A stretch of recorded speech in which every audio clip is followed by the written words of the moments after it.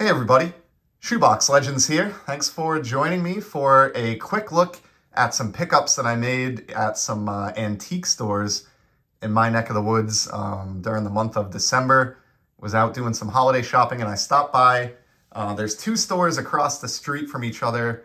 They are about maybe 10 minutes from my house, and each one typically has cards. It's really hit or miss. But on this particular trip, I was able to find something at each of the two stores. So I have a little stack here of budget pickups from the first place, and then off to the right, which we'll look at the end, have a graded pre-war baseball card that I was really happy to find. But before we get to that, let's do the budget stuff. So this is like maybe 8, 10, 12 cards, something like that we're going to look at. And the total for this stack came to $20. I'm not sure that I got like the best value or any steals here, but sometimes it's as much about like supporting a small business, especially if there's somewhere nearby my house that is going to keep sports cards in stock. I do want to try to help them succeed and continue to make cards available for sale close to home and be able to buy some cards in person versus online all the time. So I was more than happy to shell out what I did for these. This first one I thought was a real bargain. This is from the 91 Upper Deck hockey release, and this was $1. This is the Dominic Hasek rookie card. For those who are not hockey fans, there are some who argue that he is the greatest goaltender of all time. He's certainly, in my opinion, the greatest goaltender of the 90s. He went on an amazing streak of winning Vezina trophies for best goalie and even a couple of MVPs throughout the 90s. So just really, really awesome to get his rookie card for $1. His Upper Deck rookie. I don't think it's valuable. They printed a ton of this set, but just a sucker for junk wax era rookies and rookies of GOATs. And on really almost anyone's list, he's a top 5 goalie of all time. So still cool to get that rookie for $1. Here's one you can see I paid $1 for as well. I'm actually going to take this one out of the case, but I did grab a few football cards for my little Football Z folio. Among them, Barry Sanders, who is probably the most fun player that I've ever been able to watch. In my lifetime, just love Barry Sanders. And so this is just a cheap base card from Flair. That'll go right into the Football Z. Love the baseball and football sets that have this just crazy foil element. I think this might be like a 95 or something. I'm not big on football cards, but for $1, that'll definitely spruce up the Football Z. And same thing for these next couple cards here. These are from Fleer Ultra. These are just base cards, but man, do they look nice. Two of the best running backs ever, and probably the two best of their day. I don't think anyone would argue. Another Barry Sanders and an Emmitt Smith. Like, look at the foil work there on the nameplates on these cards. Like, just gorgeous. At $1 a piece, I wasn't going to leave these behind. I'm sure I could probably get these on ComC for, maybe 50 cents or 75 cents. But again, just want to support that business, and there's something nice about just bringing the cards home instantly and not having to pay and wait to have them sprung from ComC jail. So two awesome Ultra cards there. A little bit more football. It's surprising how much football I picked out, but it's really just a case of this is what was available. But I do like these cards. Check out this vintage Bob Greasy. How about those glasses? I think I've joked around about this card with some hobby friends before. I'm assuming it's a pretty notorious card in the vintage football world. Don't really, I'm certainly not worth my weight in salt, when it comes to football cards, but I know this guy was an amazing quarterback, and the image, those glasses and that chin strap, just hobby gold. So for $1, grab that for the Z. Here's another Emmitt Smith that appeals to my just love of shine. Again, this is $1. I think this is a base card, believe it or not, and Pacific, I missed out on Pacific as a brand because they were largely around during my dark era of collecting, where I took a break for about 10 years, before getting back into it as an adult. But man, they really created some awesome cards for people that love shine. Emmitt Smith is one of the best ever to run the football, and that is going to look amazing in the Football Z for $1. I would have bought more of those if they had other players, but that was the only one in the bin. And then the last football card for today, I think this was a good deal just because, I don't know, on the baseball front, these were like one per box. I don't know about football, but I have a Troy Aikman Members Choice. But it is if you see the foil stamp in the upper left here, it's the first day production.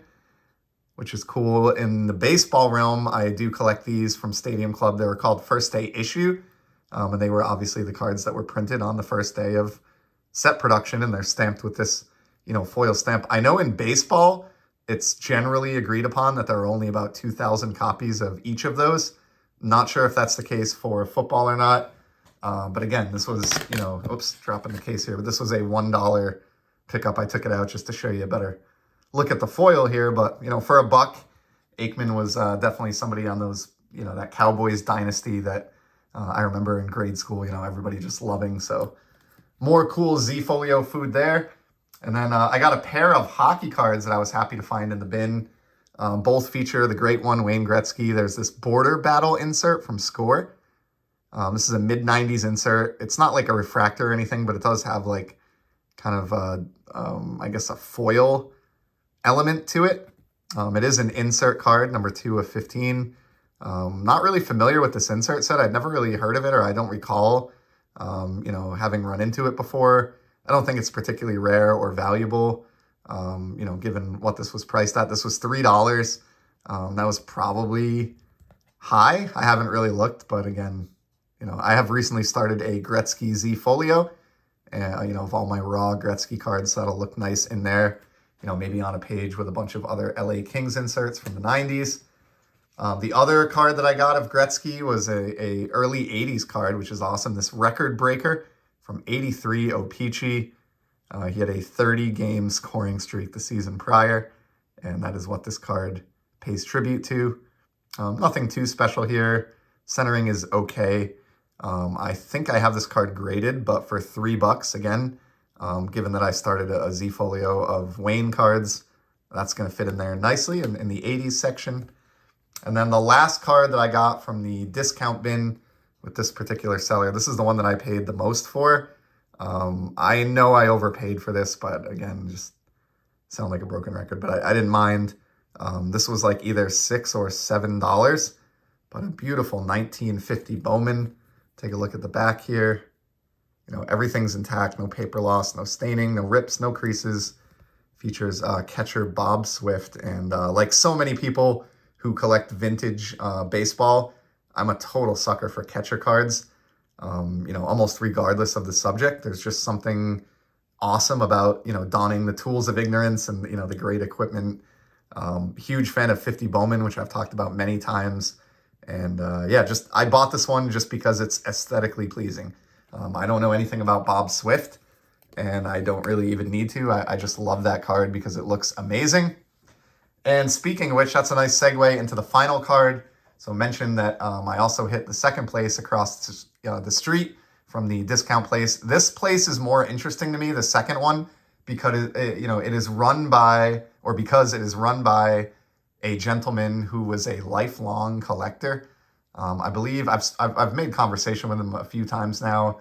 I think he was a physician or a doctor in his professional life and collected. So he had a lot of money to throw at the hobby.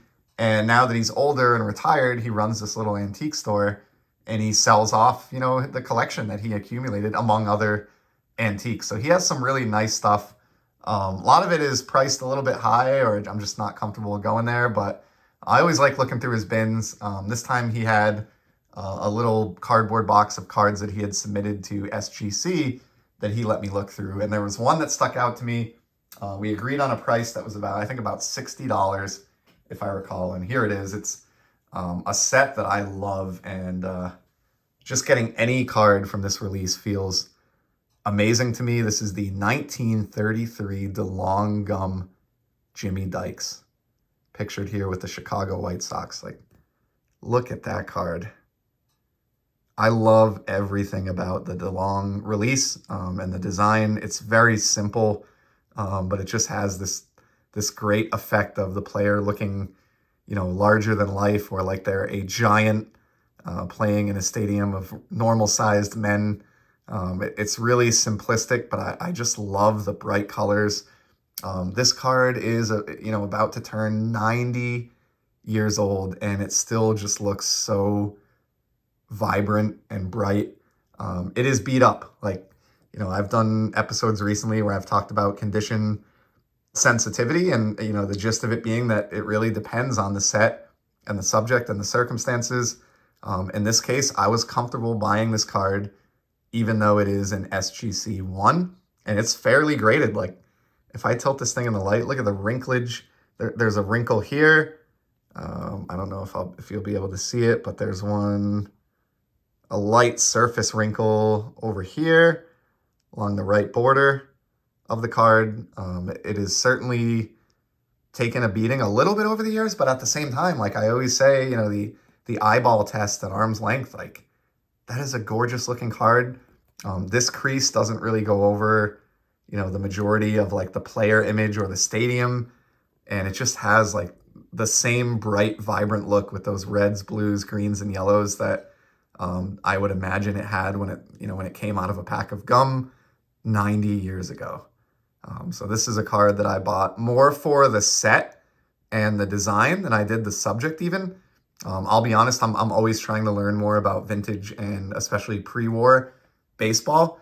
But I didn't really know at the time that I bought this card really much at all about Jimmy Dykes. I've researched him since. He was a really good player, all-star multiple times, and won a couple of World Series as an important part of the batting order for those powerhouse Philadelphia athletic teams in the late 20s, early 30s. So he was on the 29 and 30 World Series winning A's teams with, Jimmy Fox and Harry Cochran, some of those guys. Just really, really a member of the Hall of Very Good. I could go on and on, but it's really just about the awesome visual appeal. I'm just so grateful to have any card from the DeLong Gum set in the collection, something I've always wanted, and did not expect to put that to bed when I stopped by that random antique store. So you never know what you're going to find or stumble into. Really, really pleased to have tracked this one down. Again, a little bit of creasing here on the back, but no paper loss. You can read the full write-up and summary. Love that this was made, not far from me here in Boston, Mass, all the way back in 1933. So that is the story of my budget antique store pickups and my unexpected DeLong Gum purchase for the vintage or pre-war baseball card collection. So that is a wrap for today. Certainly appreciate you stopping by to check out these goodies with me here on the channel. And as always, as you know, I'll be back in the very near future with some more sports card content. Until then, take care and keep enjoying the hobby, everybody.